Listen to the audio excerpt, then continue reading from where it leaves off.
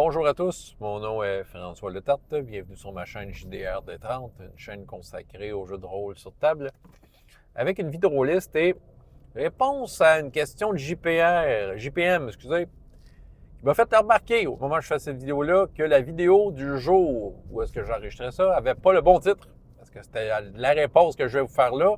De toute évidence, j'ai perdu la vidéo, mais j'ai posté une vidéo qui avait un autre sujet. Puis j'avais mis les infos comme si j'y répondais à lui. C'est lui qui me l'a fait remarquer. Donc, je reprends cette vidéo. Bon, fait cocasse de YouTuber.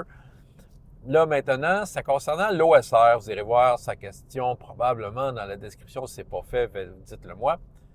Bon, alors, écoutez, ça parle de l'OSR. Moi, je ne peux pas me positionner comme un expert parce que je ne joue pas vraiment à des jeux OSR. Par contre, la philosophie derrière m'inspire énormément. Le fameux old school, je veux dire, le primer to old school gaming, là, moi, je trouve que c'est un document qui m'a vraiment amené à me positionner sur la façon qui me plaît, en fait, quand je fais du jeu de rôle, la façon de faire qui me plaît le plus.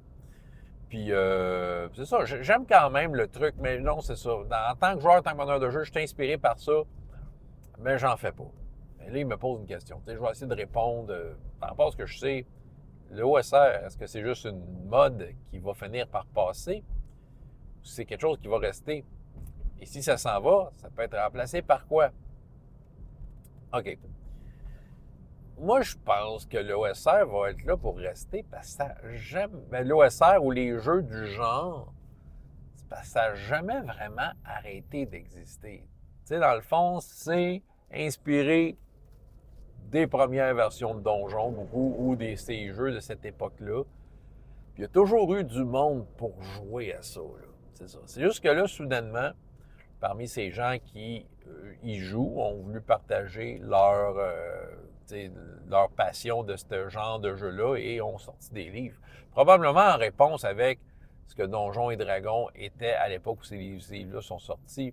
La troisième édition de Donjons a un peu flippé la table sur la façon d'aborder le jeu.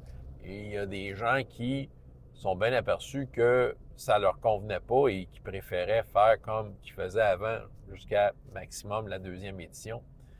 Donc, étant donné que l'Open Gaming License, qui a vraiment probablement aidé à ça, il y a des jeux qui sont sortis et il y a des gens qui ont redécouvert ces jeux-là. Il y a du monde qui découvre carrément cette façon de jouer-là, qui, je pense, est typique du jeu de rôle. C'est ça, il y a... C'est le genre d'affaire que tu peux juste retrouver dans du jeu de rôle en tant que tel, si tu veux aborder ça de cette façon-là. C'est ça, donc c'est vraiment unique, c'est vraiment typique. Fait que c'est une expérience en tant que telle. Puis, il va toujours y avoir du monde qui va vouloir la vivre, cette expérience-là. Présentement, il y a du monde qui la font perpétuer. Ouais, peut-être qu'à un moment donné, ça va être moins populaire. Je sais pas. Moi, je pense que ça va toujours rester parce que justement, c'est tellement unique comme expérience, ce genre de jeu-là, par rapport à d'autres types de jeux de rôle, que, tu sais, il va toujours y avoir quelqu'un qui va avoir le goût de jouer de cette façon-là. OSR, je ne sais pas c'est quoi OSR. OSR, RPG, faites des recherches là-dessus.